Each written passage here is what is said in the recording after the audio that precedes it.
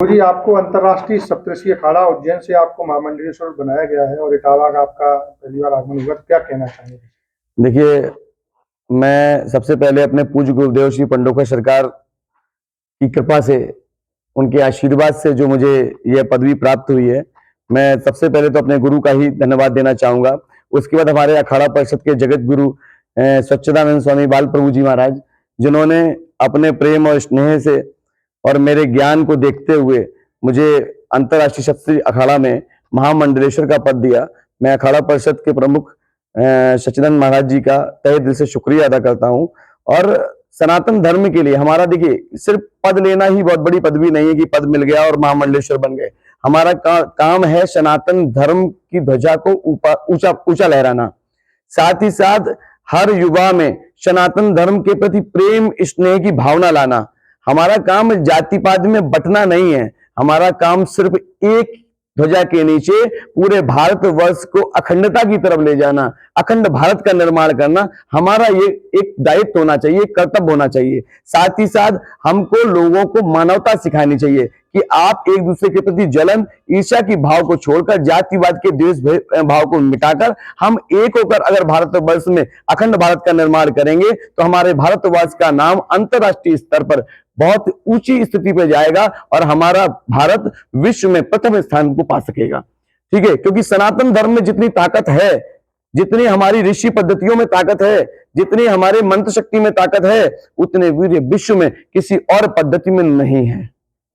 हमारी पूजा में जितो ऊर्जा जागृत होती है, जो हमारे ब्रह्म को पाने की ताकत है, ब्रह्म को पाने कैसे पाया जाता है, ये हमारे सनातन धर्म से ही सीखा जा सकता है। गुरु परंपरा जो हमारे सनातन धर्म में है, वो ऐसी परंपरा और कहीं नहीं है। तो मैं तो सिर्फ लोगों से यही कहूंगा कि एक रहें, बटे नहीं और एक अखंड भारत का निर्माण करें। गुरुजी, आज आपको अखाड़ा का राष्ट्रीय पदाधिकारी भी घोषित किया गया है, क्या पद? आज ही मेरा एक पत्र आया है कि जिसमें मुझे अखाड़ा परिषद के जगत गुरु बाल प्रभु जी महाराज ने हमें राष्ट्रीय संगठन मंत्री में का पदभार दिया है। साथ ही साथ उन्होंने राष्ट्रीय प्रभारी का भी दायित्व सौंपा है अखाड़ा से कि कैसे भी कर अखाड़ा का जो संगठन का उत्थान है उसकी बागडोर हमारे हाथ में उन्होंने सौंपी है। मैं तहे दिल से उनका शुक्रिया करता हूं और यह भी कहता हूं कि सच्ची कर्तव्य निष्ठा के साथ मैं इस पद का निर्वहन करूंगा और इस पूरे भारतवर्ष में अखाड़ा की तरफ से सनातन धर्म की ध्वजा लहराऊंगा। गुरुजी, इटावा में बकेवर थाने के अंदर दादरपुर गांव है और वहाँ भागवत कथा के दौरान एक घटना हुई है, जैसा पूरे देश भर में चर्चा उस घटना की, तो इसमें गुरुजी क्या कहना चाहेंगे? देखिए, इस घटना की जो चर्चा है वो बहुत ही निंदनीय है। सबसे पहली बात तो मैं ये कहना चाहूंगा, वैसे मुझे इस घटना में बोलने का कोई दायित्व तो नहीं बनता, लेकिन बस मैं यही कहना चाहूंगा कि जाति पात को लेकर जो ये घटना हुई है वो थोड़ा सा हमारे समाज को नीचा दिखाती है। हम ये कहेंगे कि हमें सभी को बराबर का अधिकार प्राप्त है, लेकिन मानवता जरूर देखे। अगर व्यक्ति के अंदर दानवता है, मान चलो राक्षस थोड़ी ना व्यासपीठ पर बैठ जाएगा। जिसके अंदर मानवता है, जिसके अंदर ज्ञान है, जिसके अंदर अपने ज्ञान के प्रति, अपने भगवान के प्रति लगन है, कर्तव्य निष्ठा है, जो सनातन धर्म की ध्वजा ऊपर ऊंचा लहरा सकता है, जिसे वेदों का ज्ञान है, ठीक है, जिसे अपने वेद पुराणों का ज्ञान है, जिसे रामायण का ज्ञान है, गीता का ज्ञान है, उसे व्यासपीठ पर बैठने का अधिकार है। और गुरु के रूप में कोई भी इस दायित्व को पा सकता है, परंतु ये अधिकार हमको नहीं है कि किसी व्यक्ति की मान और प्रतिष्ठा को नीचा दिखाएं। और हम सबसे पहले कहेंगे कि हम लोगों को सारी देश भावना छोड़कर इस भावना के तहत सभी को एक हो जाना चाहिए और एक होकर सनातन धर्म की ध्वजा को ऊंचा लेना चाहिए। ऐसा कोई कृत्य समाज में ना करें जिससे हमारे भारतवर्ष में, जैसे कि जो आप मीडिया में चल रहा है, इससे हमारा भारत बस क्या अंतरराष्ट्रीय स्तर पर ये न्यूज जा रही है कि यहाँ पर इतनी छोटी सी घटना और इस पे इतना बवाल मचा हुआ है। कोई भी ऐसा कार्य ना करे जिससे आपको भी नुकसान हो, हमारे देश को नुकसान हो, हमारे जनपद को नुकसान हो। हमारे जिले में जो आपने दंगा फसाद फैला रहे, ये गलत है, इसको नहीं करना चाहिए। जरा सी बात को मुद्दा बनाएं, इसको शांतिपूर्ण ढंग से कानून व्यवस्था का पालन करते हुए अपने कार्य को आगे बढ़ाएं और जो भी कानून का निर्णय आएगा वो निर्णय आएगा, वो जांच का विषय है। तो इसमें आपको बवाल मचाने की जरूरत नहीं है।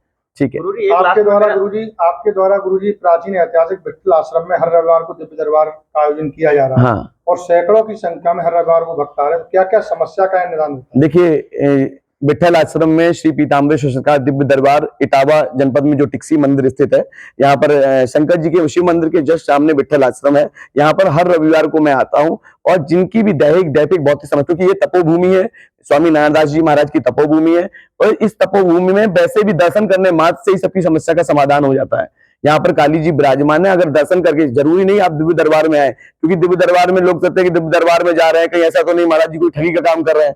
तो मैं तो कहता हूं कि दिव्य दरबार तो बहुत दूर की बात है, केवल आप माता के दर्शन करने मात्र से ही आपकी समस्या का समाधान होगा। क्योंकि मैं भगवान नहीं हूं, मैं ईश्वर नहीं हूं, मैं केवल गुरु रूप में आपको मार्ग दिखा सकता हूं, लेकिन मैं कहूं कि मैं समस्या का समाधान करता नहीं करता। ये देवी देवता जो हमारे इष्ट है, इष्ट बल पर जो हमारे कार्य हो जाते हैं वो हम कार्य करते हैं। लेकिन हम ये कह सकते हैं कि दैहिक भौतिक समस्या का समाधान विठल आश्रम में किया जाता है। और आपकी समस्या बताने से पहले ही मैं स्वयं अपने इष्ट बल के माध्यम से, अपनी गुरु कृपा के माध्यम से आपकी समस्या का समाधान भी करूंगा और उसको लिखूंगा भी, आपकी समस्या क्या है। गुरुजी, जैसे आप पर्चा बनाते हैं लोगों को, मतलब उनके शरीर देख करके ही आप बता देते हैं कि आपके अंदर ये प्रॉब्लम है, उसके बाद में उससे पूछते भी नहीं, उससे पहले ही आप पर्चा बनाकर आपने देखा अभी मैंने? बिल्कुल, अभी मैंने देखा है। आपने उनको किसी भी भक्त को आपने देखा और उसके बाद उसका पर्चा बना देते हैं, ऐसा आपके अंदर कहाँ से इस तरह? देखिए, सबसे पहली बात, कहीं ना कहीं गुरु कृपा, श्री पंडोखर सरकार जी, पर्चा बनाने की पद्धति में अगर देखा जाए तो श्री पंडोखर सरकार जो दतिया में विराजमान है, उन जो हमारे पूज्य गुरुदेव हैं, उनके मुकाबले आज की डेट में पूरे भारतवर्ष में कोई दूसरा पर्चा लिख ही नहीं सकता। उनका और किसी का note number, mobile number, PAN number, Aadhaar number, उनके अंदर वो क्षमता है कि वो धरती के पाताल के अंदर तक उनको देखने की क्षमता है, वो त्रिकाल दस्ता है। तो ऐसे गुरु की कृपा हमारे ऊपर हुई, ऐसे गुरु की कृपा हमारे ऊपर हुई कि उन्होंने अपना हाथ हमारे सर पर रखा।